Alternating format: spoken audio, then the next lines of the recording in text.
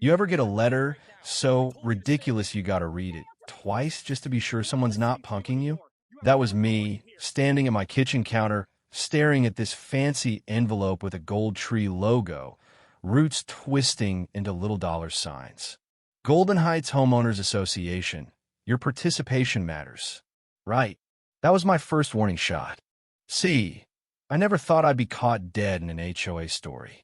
My family's had this patch of Oklahoma land for 3 generations: prairie grass, pines, and enough barbed wire to hold off a cavalry charge. The only neighbors I ever worried about had 4 legs and liked to dig under the fence for fun. But that letter tried to welcome me into some community planning session. My land, mind you, predates their entire subdivision by a good 80 years. I almost choked on my coffee reading it. Figured to volunteer, got happy with a map and a spreadsheet. I tossed the letter, went back to my real job fighting thistles, keeping coyotes at bay. Didn't think another thing about it. Until the next envelope showed up, this one certified. Outstanding dues. $540 for share perimeter maintenance. Now, let me tell you, the only thing shared about my perimeter is the sweat and diesel I burn running a John Deere brush cutter. I kept that letter as a souvenir and filed it under HOA idiocy. That's also when I started shopping for more cameras and posted a couple extra no trespassing signs, big, bright. You can't miss them unless you really try.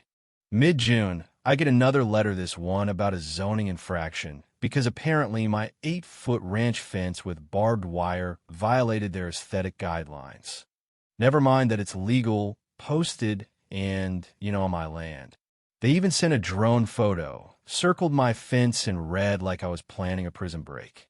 I laughed so hard I had to sit down. But I also called the sheriff, just to log the aerial surveillance. If they wanted to play, I'd play. The last straw? Letter number 4. Final warning before enforcement.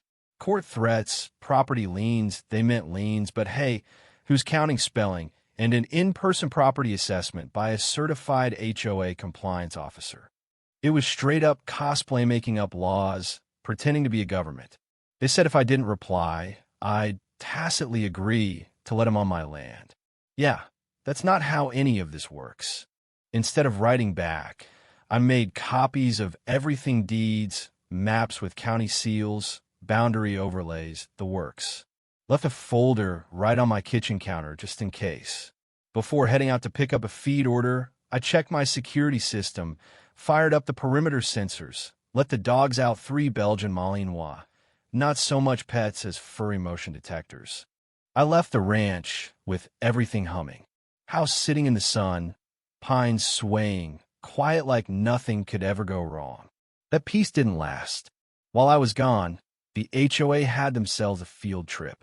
My neighbor Russ would later tell me they'd been watching for me to leave. Footage showed a green SUV pulling up. Out stepped Karen, yes, her real name. Queen of the cul-de-sac, clipboard in hand, helmet hair ready for battle. Her sidekick Linda, plus 2 newbies who looked like they'd never seen a cow up close. Karen marched right up, clipped my padlock, opened the gate like she owned it. Linda scanned the fields, mumbling citations into her tablet. The newbies hesitated, but Karen bossed them in. My cameras caught every second. The Malinois came trotting out, no barking, just circling, watching. HOA tourists tried to play inspection, taking photos, poking at the fence, one stepping in manure and looking about ready to cry. But then the dogs closed in, not to attack, just to herd. Karen shrieked, dropped her clipboard, took off running. Linda followed, tablet flapping. The newbies went the wrong way and slid into the irrigation trench. Total chaos. The dogs did their job, never biting, just shadowing. Karen and Linda, panicked, ended up at the storm overflow, a concrete recess with a big sign. Gray water containment, do not enter. Reading skills fail 'em. Karen yanked open the hatch and jumped in. Linda right behind. Next thing you know, they're waist deep in what can only be described as Oklahoma's answer to quicksand, only it smells a whole lot worse. The newbie scrambled back to the gate, soaked and traumatized. By the time the commotion ended, All that was left was an overturned clipboard and the faintest smell of karma. I didn't find out until I got back. Dogs were calm, sun going down, land peaceful as ever. Then I checked my cameras and nearly spit my beer. There was Karen, mid-grimace, climbing my gate. Watching the whole scene unfold, bolt cutters, panic, the dogs, the pity, just shook my head. I grabbed a flashlight and gloves, headed down to the overflow. The stench hit before I even got there. Peering down, I saw Karen, Linda, and one of the newbies huddled together, soaked, looking like they'd survived a tornado of manure and shame. Karen croaked, "You took your time." I just said, "You've broken my property," ignored warnings, and dove into a wastewater pit. Lucky I didn't find bones down there. They were in no shape to climb out. I called the sheriff and EMS. The deputy, Old Mullins, took one look at the footage and grinned, serious as a heart attack in a sauna full of lawsuits. EMS pulled him out in hazmat suits. Karen tried to sound tough on the stretcher. "This isn't over, Mr. Harper." I smiled. "No, Karen, it's just getting started." Monday, the circus showed up. Code enforcement, not cops. "We're here to inspect following a civil complaint." "Yeah," from Karen. "Unsafe containment. Dangerous animals. I'll walk him around." They measured, poked, prodded. Everything was in order. When they left, I handed them a thumb drive. "Here's your trespasser shy def." Couple days later, a lawsuit showed up. Karen, Linda, and the HOA claiming emotional distress, hazardous conditions, dangerous dogs, trauma, the works. I read it 3 times and laughed so hard I had to sit on the porch steps. My lawyer, Daniel, is an ex-prosecutor, but suit, attitude. He read the suit and just said, "Let's bury them." We filed the countersuit, trespass, vandalism, fraud.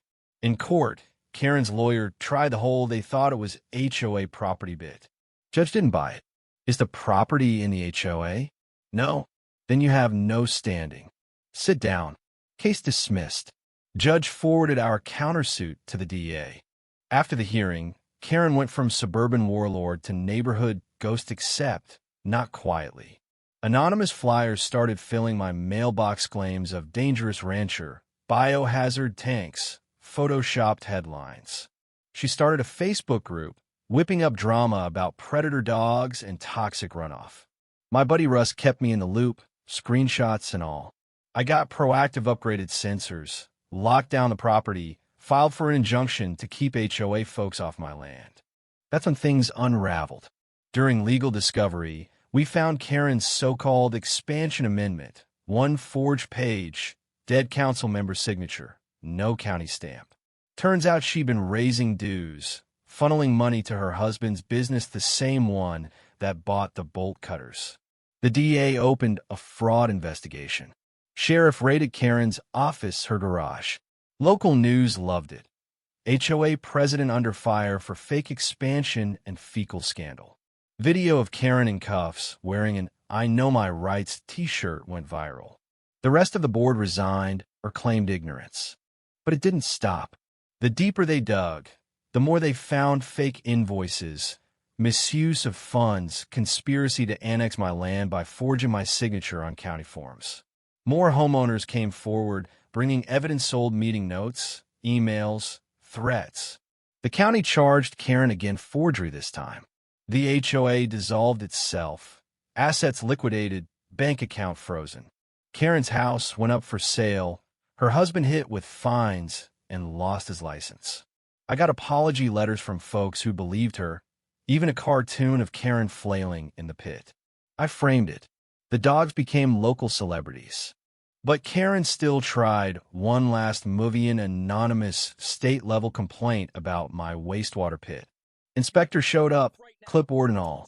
I walked him through it, lawyer on the phone. Complaint was word for word off one of Karen's old flyers. State closed the case in 3 days. Daniel added it to the charges, malicious reporting.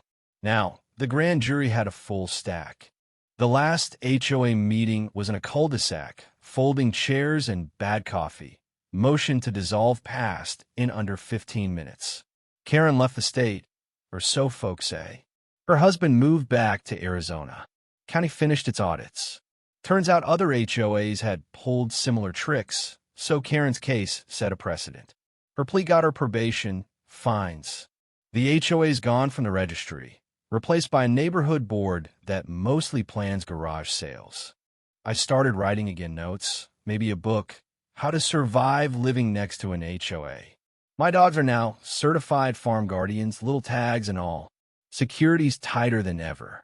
Fence line's got a new sign by the infamous pit. Welcome HOA, VIP pool access. Makes me smile every time.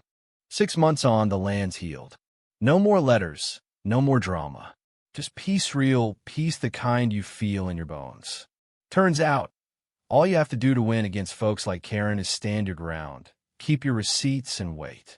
People like her always build their own noose. Sometimes all you gotta do is let them. So here's my question. Since you made it this far, where do you draw the line between someone else's rules and your own freedom? Ever had to stand your ground against fake authority or neighborly nonsense? Tell me about it. I'm all ears.